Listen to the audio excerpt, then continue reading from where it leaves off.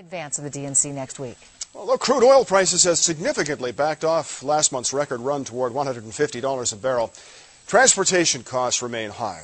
9 News business reporter Simone Wilkinson now shows us how those costs are key in decisions to bring business back home. I like to come to work every day. Atel Cabrales does a little bit of a lot at IPEX in Inglewood, a custom medical assembly and packaging company.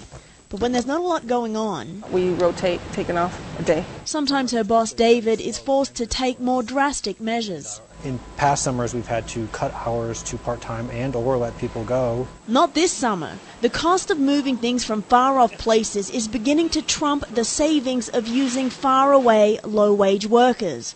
Essentially, globalization is taking a turn around. Our disposable plastic parts for the last 7 or 8 years have been made in Taiwan. Now CEO Dan Goldberger is bringing his business home. IPEX will now make the disposable parts needed for Sound Surgical Technologies' VASA-Lipo machine.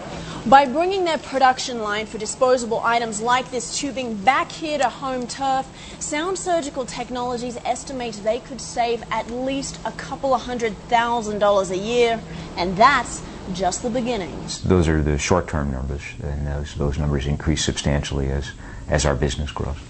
The end of cheap oil heralds a potentially dramatic reshaping of the globalized trade flows that have emerged in the past 2 decades. The cost of manufacturing overseas has been increasing, the cost of shipping has been increasing, the time lag of shipping has been increasing.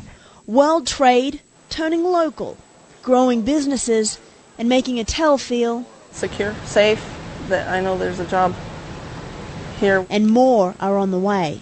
On the Business Beat, I'm Simone Wilkinson, 9 News. Sound Surgical Technologies estimates it'll bring roughly $600,000 a year back to Colorado's economy. Denver Public Schools began the new